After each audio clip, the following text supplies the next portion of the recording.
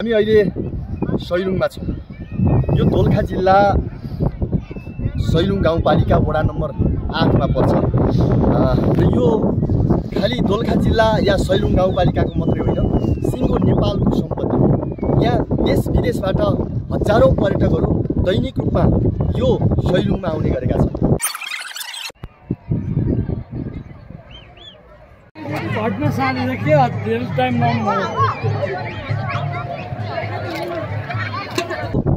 लगभग 3148 मिटर उचाइमा अवस्थित छ यो सैलुङ। र यहाँको विशेषता भनेको यहाँहरूले देखिराख्नु भएको छ, यहाँ विभिन्न 100 वटा थुम्काहरू छन्।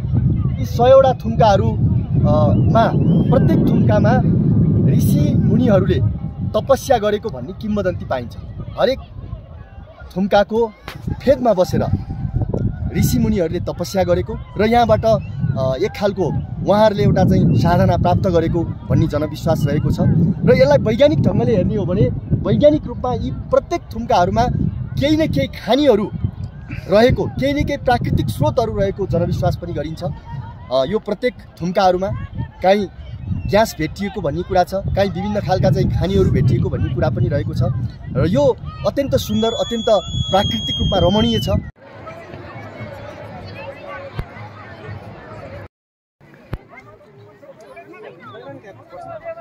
यो यहाँ भ्यू टावर पनि रहेको छ। यो भ्यू टावर भन्दा तलतिर यो सैलुङका केही भागहरू रामेछाप जिल्लामा पनि पर्दछ, रामेछाप जिल्लाको सैलुङमा पनि पर्दछ।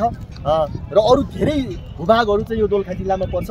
यो अत्यन्त प्राकृतिक रूपमा जति सुन्दर छ, धार्मिक रूपमा पनि यहाँ महादेवको मन्दिर छ। हामी केही तलतिर महादेवको मन्दिर छ।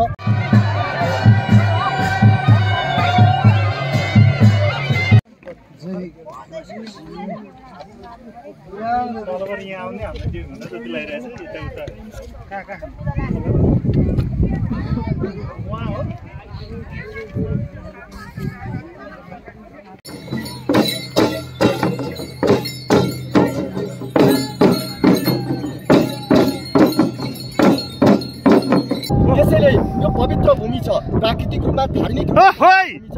र म यहाँहरू सबैलाई यो प्राकृतिक सुन्दर सैलुङमा आउन